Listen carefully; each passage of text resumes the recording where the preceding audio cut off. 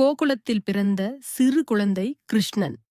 அவன் கண்கள் விண்மீன்களைப் போல ஜொலிக்கின்றன. புன்னகை ஹிருதயங்களை உருக்குகிறது. யசோதா அவனை முத்தமிட்டு அணைக்கிறாள். பாசத்தின் புல்லாங்குழலோ அவனது சுவாசம்தான். யமுனை நதிக்கரையில் ராதா தனது குடத்தை சுமந்து செல்கிறாள்.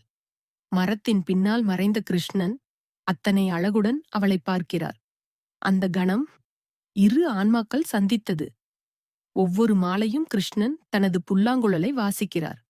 மரங்கள் நடனமாட, பறவைகள் வாய் மூட, ராதாவின் இதயம் தானாகத் துடிக்கிறது. அந்த இசை காதலின் மொழி. கிருஷ்ணன் மத்துராவுக்கு செல்ல வேண்டி வருகிறது.